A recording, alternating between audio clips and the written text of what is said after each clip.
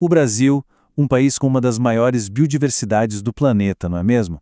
Da Amazônia ao Cerrado, a gente encontra uma variedade de vida que é simplesmente incrível.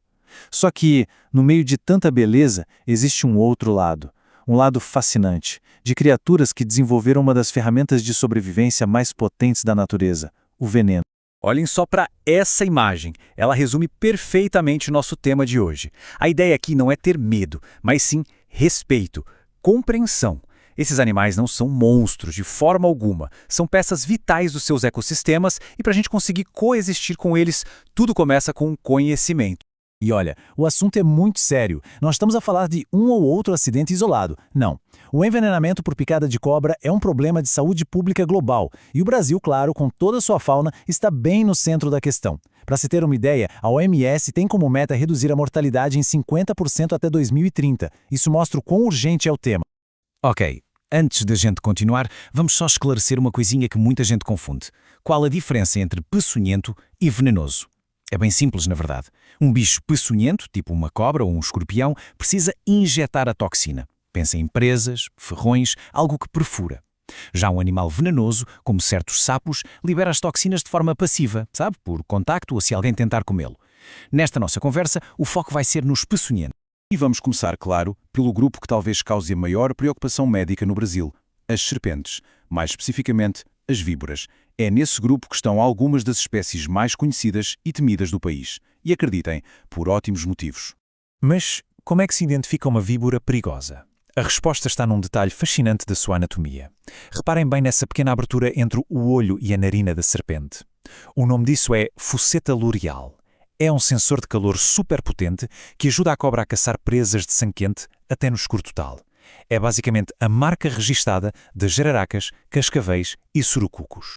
Aqui no Brasil, quando falamos de acidentes com cobras que precisam de atenção médica, estamos a falar principalmente de 4 grandes grupos. O grupo Botrops, que são as famosas jararacas, lidera disparado o número de acidentes. Depois temos o Crotalus, as cascavéis, com aquele chocalho que todo mundo reconhece. Tem também o Lachis, a surucu, que é a gigante das florestas, a maior das Américas. E claro, o Micrurus, as corais verdadeiras, com um veneno neurotóxico potentíssimo. E se tem uma cobra que merece um destaque especial, é a jararaca. Esse grupo está por todo o Brasil, a sério. Elas se adaptam a todo o tipo de ambiente, de florestas densas a áreas rurais perto de cidades. É essa capacidade de adaptação, junto com um comportamento bem defensivo, que a coloca no topo da lista de acidentes. Agora, as corais. Que caso fascinante de mimetismo. As corais verdadeiras têm um veneno que ataca direto o sistema nervoso. É muito perigoso. Mas o curioso é que existem dezenas de outras espécies, as falsas corais, que não são peçonhentas, mas que imitam perfeitamente as cores delas para espantar predadores. A semelhança é tanta que a regra de ouro é bem clara. Viu uma cobra com anéis vermelhos, pretos e brancos, mantenha distância. Simplesmente não vale a pena arriscar para saber qual é. Bom, saindo das cobras, vamos falar de outro grupo que está cada vez mais perto da gente, muitas vezes dentro da nossa própria casa. Pois é, aranhas e escorpiões estão a tornar-se verdadeiros invasores urbanos. E por que é que isso está a acontecer? A resposta, na verdade, está em nós.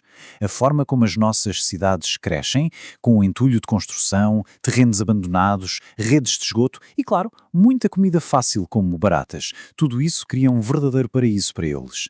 Eles não estão a invadir por maldade, estão só a aproveitar as oportunidades que a gente cria, sem querer.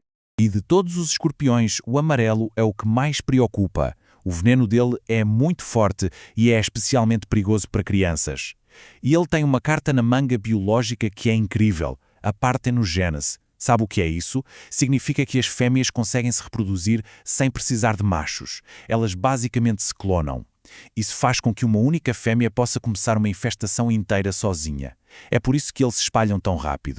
E agora, um fato super curioso sobre eles. Os escorpiões têm uma espécie de superpoder secreto. Eles brilham no escuro.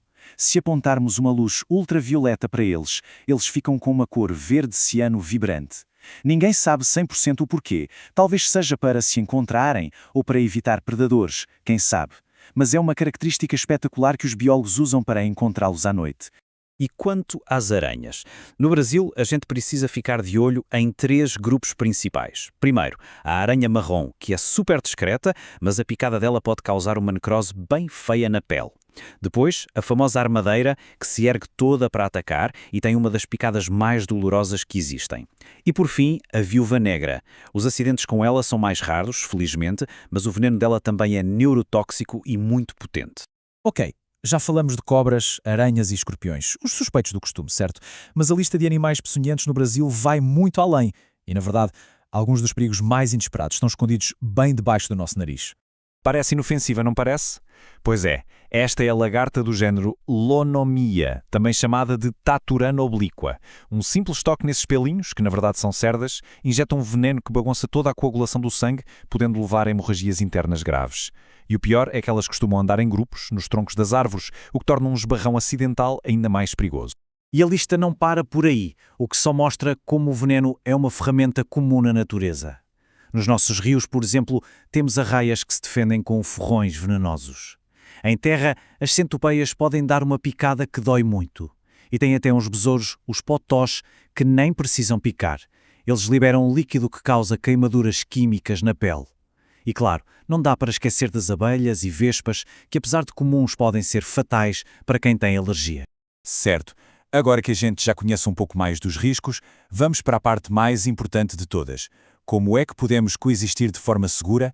Porque, no fim das contas, conhecimento é a nossa melhor defesa. Se acontecer um acidente, a primeiríssima coisa a fazer é manter a calma. O pânico só acelera a circulação do sangue e espalha o veneno mais rápido.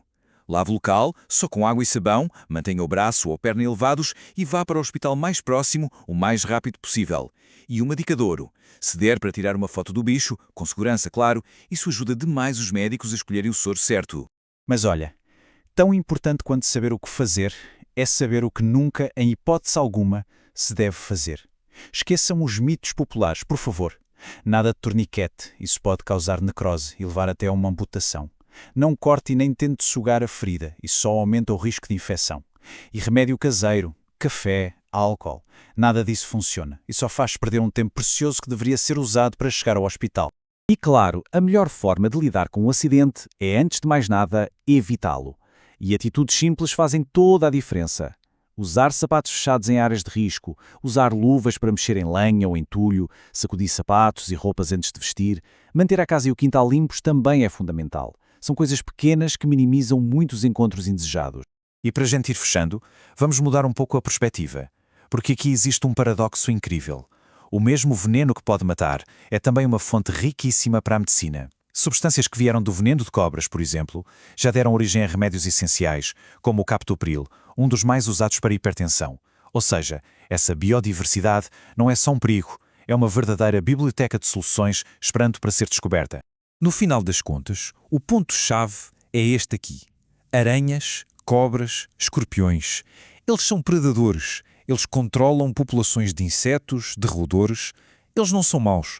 São apenas animais a sobreviver no seu habitat. Um habitat que, por acaso, a gente partilha com eles. Portanto, a questão que fica não é como podemos eliminar esses animais, mas sim como podemos entender melhor o papel deles e aprender a dividir o espaço. A escolha que a gente tem que fazer todos os dias não é entre a nossa segurança e a natureza, é entre viver com medo ou com respeito. A escolha é nossa.